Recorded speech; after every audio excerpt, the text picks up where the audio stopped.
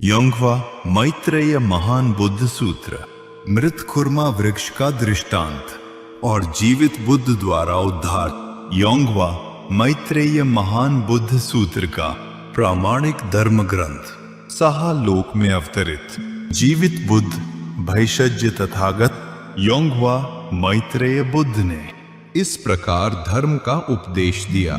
मृत खुरमा वृक्ष पर फिर कभी फूल नहीं खिलते। जहां से जीवन चला गया है वहां कोई फल उत्पन्न नहीं होता। यही ब्रह्मांड का अपरिवर्तनीय नियम है। मृत खुरमा वृक्ष का यह दृष्टांत उस शाक्य मुनि बुद्ध की ओर संकेत करता है जो पहले ही इस संसार से जा चुके हैं। यह साहा लोक के उन वर्तमान धर्मों की भी और संकेत करता है जो प्राणियों को मृत्यु से बचा नहीं सकते। हे उन लोगों जो केवल शेष रह गई मूर्ति के सामने अंधविश्वास से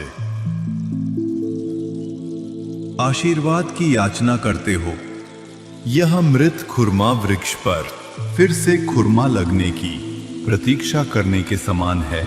यह वास्तव में पूर्णतः निष्फल कार्य है। समस्त प्राणी साहा लोक में आते हैं, समय आने पर वे वृद्ध होते हैं और मृत्यु को प्राप्त होते हैं। एक बार मनुष्य इस संसार से चला जाए तो स्वयं लौट आने का कोई मार्ग नहीं होता। प्राणी साहा लोक में जीवित रहते समय अपने सामने आने वाली मृत्यु को गहराई से समझ नहीं पाते, किंतु मनुष्य के लिए सबसे मूल्यवान सत्य जीवन और मृत्यु है। मैत्रेय बुद्ध के साहा लोक में अवतरित होने का मूल उद्देश्य उस महान सद्धर्म को प्रकट करना है जिसके द्वारा मृत व्यक्ति पुनः साहा लोक में लौट सकता है। केवल जीवित वृक्ष पर ही फल लगते हैं और फूल खिलते हैं। इसी प्रकार बुद्ध भी तभी वास्तविक और मूल्यवान बुद्ध हैं जब वे साहा लोक में जीवित बुद्ध के रूप में विद्यमान हों। कोई व्यक्ति चाहे कितना ही धनवान और सम्मानित हो या कितना ही विद्वान क्यों न हो, मृत्यु के सामने सब कुछ एक ही क्षण में समाप्त हो जाता है। प्राणियों के लिए मृत्यु को पार करके पुनः इस साहा लोक में लौटने का केवल एक ही मार्ग है।